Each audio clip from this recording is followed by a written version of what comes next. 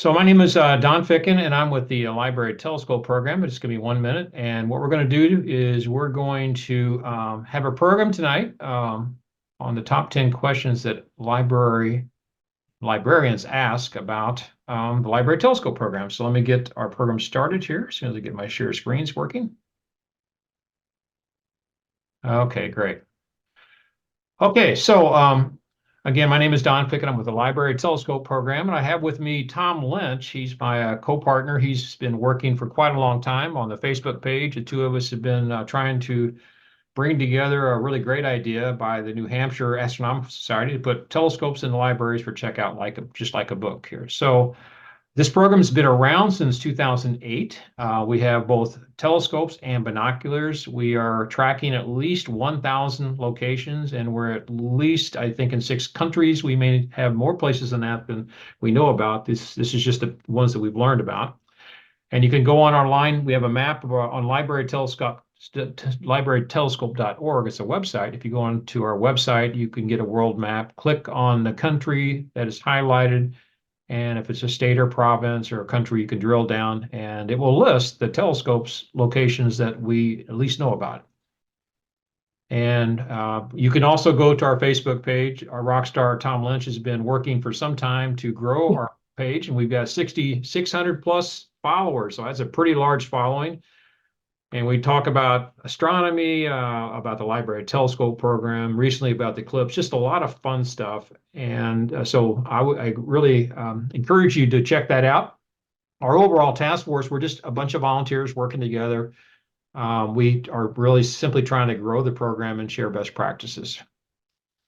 One of the things you can get on our website, one of our members through the Astronomical League post a star chart every month in English and Spanish, and then there's usually a few charts of just kind of some fun stuff. If you go to the front page of librarytelescope.org, you'll see these nice charts. This is just a little portion of it right there, but sometimes the charts can be overwhelming. There's just too much stuff, but they do a really great job of bringing just some simple things together that you can see with, say, let's say the Library Telescope or other nice binoculars or things like that. So we've been doing these webinars for quite a long time now. I think we're up to about 40 webinars. All of these are posted on the front page of our website, and we also post those into our Facebook page and our YouTube account. Last month was on Globe at Night. We talked about how to measure sky brightness. It's a good project if you're out with a library telescope.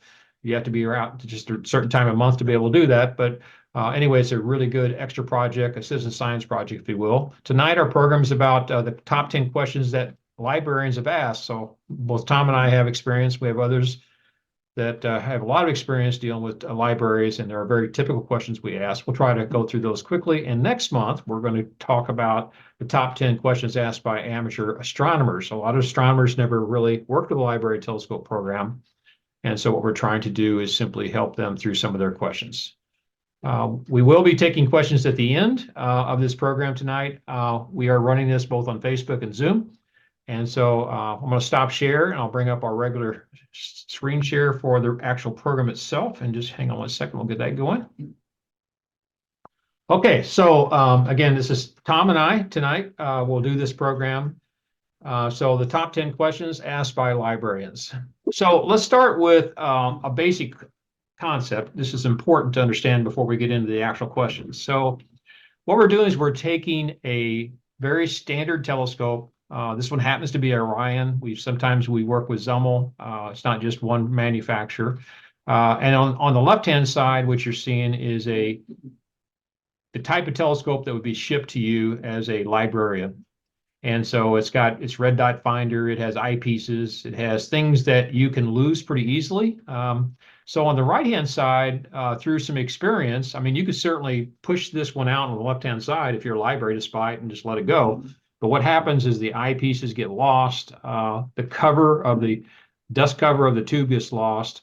So we put ropes on things. The batteries run down on the red dot finder, the little thing at the top that helps you find stuff in the sky. So we put a battery pack on the side so that it'll last quite a long time, even if it's accidentally left on. We put decals on that explain things, a camera bag with little brochures and manuals in there. And what it does is it simply makes it a lot more patron friendly and a lot more durable. And we're refining that as we get into the program through more and more years. Obviously, we're learning what works and what doesn't work. And so we continue to refine that. And so we'll talk about some of those things as we get into our program. All right, so let's go through our top 10 questions. Tom and I are going to alternate. I'm going to let Tom take this very first one. Is the telescope easy to use? So Tom, tell us about how easy it is to use the telescope. It is very easy. It is it's all self-contained. You don't have to add anything onto it or take anything off. You're not switching eyepieces. There's a zoom eyepiece. So it is as simple as can be. Now this telescope is very much a beginner telescope. So it's not a complicated telescope. There's no electronics going on. It's very simple. And I used to say at presentations to libraries that I could teach a motivated 10-year-old to use it in 10 minutes. And I thought the two tens kind of sounded good together. But in reality, I can teach a motivated 10-year-old to do it in 5 minutes. It really doesn't take a lot of time to teach them. Adults take a little bit longer, quite honestly. The kids are easy. Yeah, I would agree with that. A lot of times the children in 1 minute have learned it and they're starting to teach their parents. It's almost embarrassing sometimes how fast they learn that. But the lack of electronics and simple point and shoot kind of thing is really great. All right, so let's go to question 2. So how expensive is the telescope and what are the continuing costs? So to explain, I work in the Metro St. Louis area. There's actually 4 clubs, and we've been doing this coming on 10 years now. So we've had some experience working with the telescopes. We have a lot of experience maintaining the telescopes. And the price has gone up the last couple of years, particularly as COVID just hit supply lines. But generally speaking, I would say the telescope, if you were to get it fully modified, and we'll talk about how you get the fully modified telescope in just a moment, it's going to cost in the range of $350 to $400. That's really what it's going to cost you. The continuing cost, this is a very simple telescope. It's got a tube, a couple mirrors, an eyepiece. There's not a lot to break. And so there are things that will break and it has broken before, and we've been able to fix those. But the ongoing costs are really not much. So when you got something as simple as this, there's really not much to really repair on it. And we've got some pretty clever ways that we've gone around to be able to fix the telescope and keep it running. And for the most part, I think if there's any cost, it's when people lose stuff. They'll forget, they'll lose a user manual. And if you charge the patron back, then of course you recover that cost. Things that can be lost will be lost. And that was probably the real continuing cost. All right, Tom, question 3. Our staff doesn't know anything about telescope. Is this program right for us? Absolutely, because you need an amateur astronomer to help. You need somebody who knows telescopes a little bit and can do the modifications and can help teach people how to use it, teach the staff how to handle it. Now, most libraries are not going to have that person on staff. They need to go to an astronomy club, to find a local astronomy club and see if you can get somebody there to help. And generally, they help for free. And it's a good volunteer project for the club, and it's a really good experience. You're dealing with a lot of brand new people to telescopes, and you just it's just amazing how much they pick up so quickly. So yeah, I think that the telescope is right for every library. You just got to be able to find that person. Now, if there wasn't a club nearby, okay, maybe you need to go to a local school and try and get a science teacher, an earth science, or some high school teacher that might be able to help. It's pretty easy to learn if you're really handy, but having an amateur astronomer there would be the perfect answer. Okay, thank you. So what happens if the telescope is damaged? So obviously in our St. Louis market, we have over 200. So we've had damages. Sometimes the damage might be a simple dent. We put a sticker on it. It doesn't really make any difference. We cover it up. Sometimes sometimes the telescope might lose a little foot. There's little feet that the telescope sits on, stands on at the base. We'll just either find a new one, or if it comes unscrewed, we just rescrew it back in, kind of thing. Sometimes the actual base gets broken. We've actually used some plywood, painted it black, and put it back together. Again, this is a very simple telescope. More often, we might lose, let's say, a rubber eye guard. It's like whenever you look at through an eyepiece, there's a rubber eye guard on there. Sometimes that'll come off. and we had to replace those, but we've learned we can tape them, use a piece of electrical tape, and we tend not to lose them that way. The good thing is that, at least based on the experience I've had, we still have the original telescopes since when we started our program 10 years ago. They're still operating fine. And so we've been able to repair them all. And that's because the design is so simple. It's not really much to repair. And it may not look perfect, but it's still pretty functional. And that's not a bad thing to have. A telescope that you can actually repair pretty easily. All right. Is the telescope dangerous? Could we get sued? Well, if you pointed at the sun and looked through it, that would be pretty dangerous. You would damage your eye. So we are really big on warning people not to do that. You know, there's usually a decal on the telescope itself. There's a couple of mentions of it in the attached booklet that I provide. And that's a standard book pretty much. So we're warning people about that. So that's pretty much where you can get hurt. And, you know, that's just something you got to deal with. I mean, I tell parents, you know, don't even bring the telescope outside until the sun goes down. You know, you're not going to see much anyway. So wait till it's down and then you bring it out, and then there's really no worries. You would really, you know, be upset if a kid pointed it at the sun and damaged their eyes, but we got to take some responsibility here. And could you get sued? Of course, you can get sued. The library could get sued. You know, anybody can sue anybody. Doesn't mean they're going to win. Doesn't mean they're going to get anywhere. But you know, it is something that you got to be careful with. And you know, like during the eclipse, we actually recommended the libraries not even let anybody borrow the telescope for fear that somebody would, you know, put on eclipse glasses and look through the telescope, which wouldn't be effective. So, you know, we try to be careful and we explain the dangers. So I say yes, it could be dangerous, but you know, with a little bit of common sense, there's no problem at all. Yeah, I'm not aware of any library that's reported that type of situation on the library telescope. And of course, there's library things. There's all kinds of things, everything from drills to, you name it, vacuum cleaners. There's all kinds of issues out there, but I'm not aware of any situation where a library has been sued over library telescope. And of course, they'd have insurance too. So Yeah, of course they've got insurance, right? So where can I buy the telescope? So you can actually, first off, let's go back to that original slide where I showed you the before and after. You can buy a telescope through Orion or Zummel just straight out. You can just buy them. If you come to us through our library telescope task force, you can actually get a discount.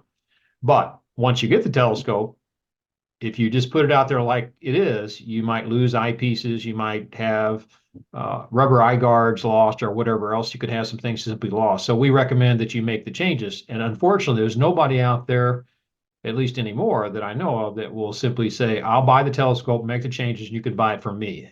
There's no one to do that. So you just simply have to partner with someone like an amateur astronomer club or an amateur astronomer or somebody that follows the instructions in our library telescope website. You can do some of them. You can do all of them. In fact, Tom and I joked, he used to not have, there's little screws on the end of the mirror that allow you to collimate it. It makes the image sharper. He simply put a note in there, don't touch these screws. He went like that for a long time. So it's not like you have to do it. It's just that if you don't do it, you probably have to tune it up a little bit more often, because little kids will play with the screws and they'll make the mirror adjustment to where maybe the telescope is not as sharp as it could be. But I'm actually now, with the new modification procedures that I go through, I can actually modify a telescope in about an hour and a half. Now, I'm pretty experienced at this, but it doesn't mean it has to be a really complicated thing. Most of it's pretty straightforward when you really look at the details. All right. Do I need a case for the telescope, Mr. Tom? What do you think? yeah, no, definitely not. There is it's not a case really, it's a bag that Orion sells with the telescope if you're willing to buy it. But because we've attached things more or less permanently, like the viewfinder and the zoom eyepiece, if you were to put it in this bag or even a case, the chances of it getting damaged just by moving around is there. It's much better off just being plain as it is. Everything is on the telescope, it's attached. The idea is that you can't lose these things. So, and you carry, there's a specific way to carry it as well, putting it into the fold of your arm.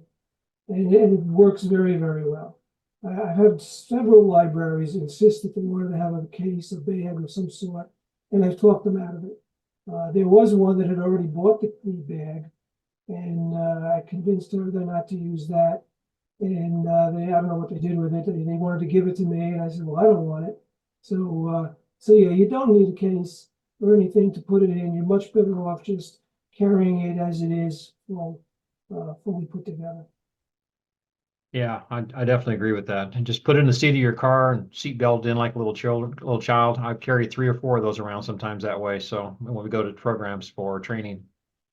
Okay, is the program popular with patrons? I can tell you from St. Louis, we have a couple libraries. They've been in the program all 10 years, actually. And last year, two major libraries decided to double their count. And even now, the waiting list for the patrons to get a telescope for one particular library is well above 100. I think it's 150 or 60, something like that.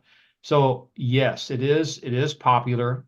On the flip side, I will say some of the smaller libraries, if you don't publicize, in other words, don't just expect people to find you. I mean, they have to know that you've got the telescope and you have to promote it a little bit. But if you promote it, generally speaking, we find that people are definitely checking them out. And that's also with the binoculars. And so I had one librarian tell me that he wished all of his books checked out as much as the telescopes do, because it's just this amazing kind of thing. People love it, especially when you get into things like eclipses and meteor showers and all that. People want to get the telescopes and look at Saturn and Jupiter and the moon, and they want to try to find things in the sky. So those popular events will really drive checkouts.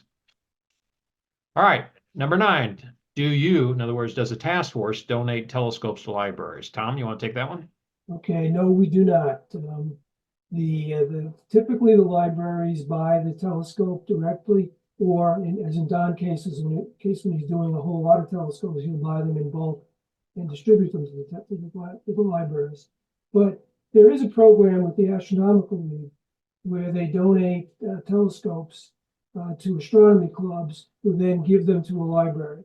So my club has done that. I think it's 3 times we've done that. We've won there's a drawing for each region, and you get the telescope, and then you give it to one of the libraries. I always give it to a library who hasn't been in it before, that doesn't have one. And it's a very worthwhile thing. These are libraries that otherwise probably wouldn't have done it. So it's a really good thing to be able to do it. But we generally are not donating the telescopes. The libraries have to pay for them themselves. Yeah, you might actually describe, some of the libraries may not know what you mean by the Astronomical League. You want to just kind of explain what that's all about? Sure. So the Astronomical League is an accumulation of astronomy clubs, primarily in the United States. I think they may have some foreign members now, but it sort of speaks for the amateur astronomy clubs. And it's a fairly big organization. I think there's over 20,000 members now across the country. And they have an annual convention that they call Alcon, and that's where this drawing is done. So not that they set rules for the clubs, but it's sort of the clubs can get a lot of information and a lot of help from the Astronomical League. Okay, thank you. Okay, number 10, our last question here. What if someone steals it? Ooh, big question. Yes, we have had telescopes stolen. We found them on Facebook. We found, I'm not going to embarrass a particular library, but when we first started the program, one library realized they didn't have a very good checkout procedure, because the person who checked out the telescope did not have a valid address anymore, had no phone number that was checked, and so they had to update their procedures so that they for sure had, a way to contact that person. We found them on Facebook, maybe a part of you could see drug materials around them, but it's actually pretty rare. In fact, I would go the other way, because it seems like in the underserved areas, some of the people who would want to check out the telescope says, I'm really afraid to check it out. It seems like it's too expensive and I don't want to be responsible for it. Most people treat it very, very respectfully. And what I would say counter to the stealing part is that our program has come up on 10 years now, and we have these telescopes are going strong. I just visited a library 2 days ago, or last week rather, and they said that, they thought maybe their telescope was pretty much done for. And I looked at them, I said, there's nothing wrong with these telescopes. And they've been in this thing for 10 years. How many things can you go 10 years with the kind of use that we're getting? And that's a pretty good return for any library. And so, yeah, you will take some, maybe some will be stolen. And sometimes they'll just show up. We've had situations where people will just walk back into the library. They'll put it on the counter and walk out. They won't know who they were, where they got it, whatever else, and they just suddenly show up after 6 months. And so those type of things will happen. But it's just part of the lay of the land. Of course, if you have certain libraries, and maybe it's going to be a higher incident rate for you, but for the most part, we haven't had that much issue. Maybe I think out of the 200, maybe 60 telescopes, we might have had maybe 8 or 10 that's never come back, over the course of the life. It could be a little bit more than that because they don't report every one of those to me, but that's my guess at least. All right, let's. So Tom, we kind of messed up a little bit going online tonight. I had a little trouble and we didn't get it publicized properly. So we don't have a lot of people online tonight. We got a couple of our task force members that are hanging around our Zoom here. Anything else we want to talk about that librarians might want to know about that we haven't talked about so far? Can you think of anything? Yeah, I think the big thing is knowing that there's help available. You're definitely going to find somebody who's willing to help run the program with you, and that's really the key. I think the libraries that I've dealt with, I mean, they would have no idea what to do at all without the amateur astronomer helping them. And I think that's true of all the libraries because, I mean, chances are, I do know one library that had a guy that worked there who was an amateur astronomer, but he really wanted nothing to do with it, to be honest. So, Right. It was sort of a thing that they definitely need this. Without it, it would make it a lot more difficult. So I think that's a key piece to the whole thing. And that's really not a problem in, the real, urban areas or suburbs, where I am in the suburbs of New York City. There's a lot of amateur astronomers, and I think that's true of most places. And the one thing that I do notice they ask, they try to find an astronomy club, and oh geez, the nearest one is 50 miles away. Well, if there are that few astronomy clubs in that area, there's a good chance one of their members might be around the corner from it. Right. Even though it's 50 miles away, well, there's no other club nearby, so that's the one that they're in. You might still be able to get help, through a club. Okay, well, just a couple more things and we're going to wrap up here.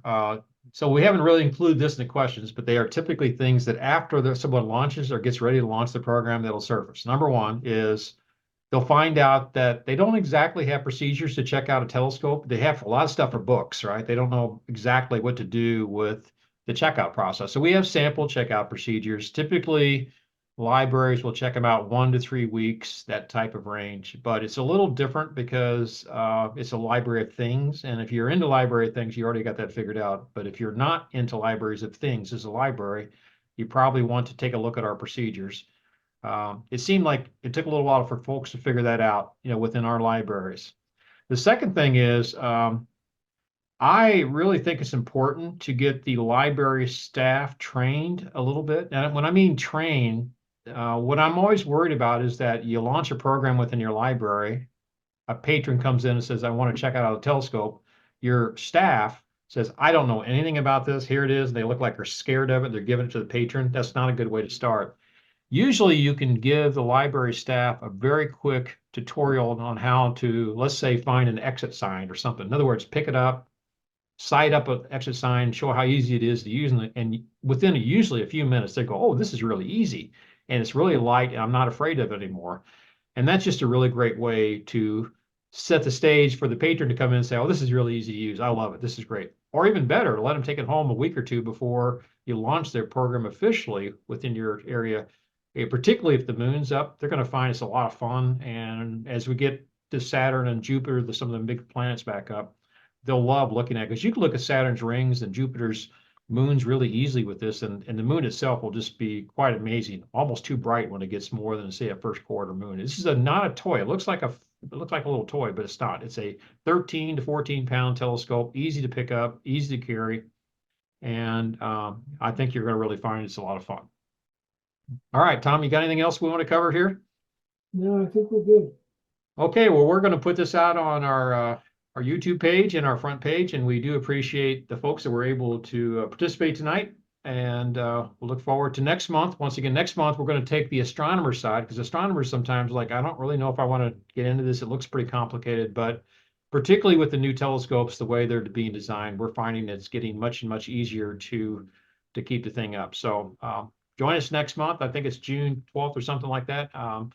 It'll be on our website here coming up pretty soon, and we look forward to seeing you then. And thanks, Tom, for joining me tonight, and for our Zoom guests to help us out a little bit tonight. Thanks all. Good night. Thanks, everyone.